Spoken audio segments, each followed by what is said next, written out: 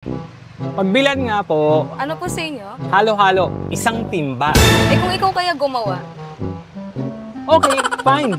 So mga kapop life, ready ka na ba sa isang timbang punong-puno ng nag-uumapaw na sarap ng Hermoso San Timbang halo-halo dito sa Taguig City?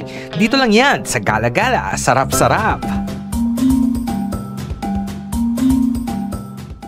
So gagawa na tayo ng isang timbang halo-halo dahil sa akin pinagawa. Ako na nga yung bibili, ako pa yung gagawa. Umpisahan natin habang kausap natin si Ate Lani at si Laika. Ate Lani, kailan ba nagsimula ang halo-halo ninyo? 1994, nung dumating kami rito. Agad-agad ba halo-halo na kagad yung Hindi. binibenta ninyo? Ulam muna. Ulam muna. So dahil sa akin, para sa akin to, dadami-damihan ko ng konti. Pwede naman.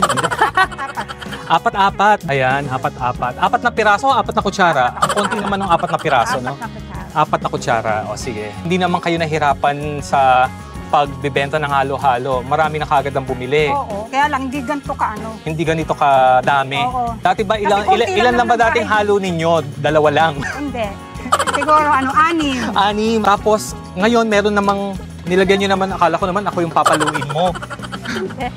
May cornflakes pa. Oo. Hindi pa ako tapos, mabigat na siya, oh. Nangangalahati na yung timba. Paano pa yung yelo? May kamote na yan. Kita mo, wala pang kamote. Lagyan din natin ng isang timbang leche flan. Sa ibabaw na siya. Sa ibabaw pala yun.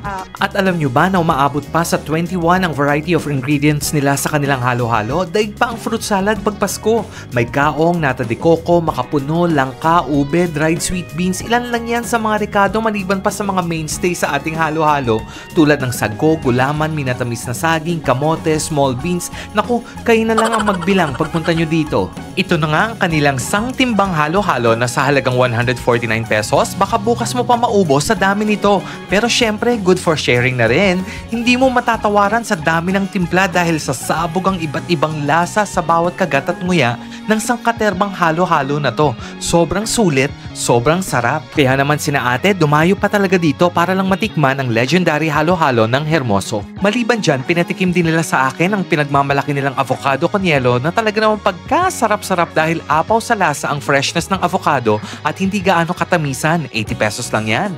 Sumunod naman ang krema con yelo na may makapuno, minatamis na sabay, yema cream at leche flan para sa mga sweet tooth dyan at 60 pesos. Dito kikiligin ka naman sa tamis at lasa na nakaka-addict sa sarap at sure kung may enjoy mo ng husto. Kaya mga kapop life, umulat umaraw, dalaw na dito sa Hermoso's Canteen para matikman ang kanilang sangtimbang halo-halo. Matatagpuan sila sa number 4 Manalili Street, Central Signal, Taguig City at bukas naman mula Lunes hanggang Sabado from 5 a.m. to 10 p.m. May mga lutong ulam din silang tinda, kaya naman kompletos recados na. Hanggang sa uulitin, dito lang lahat yan sa Pop Life!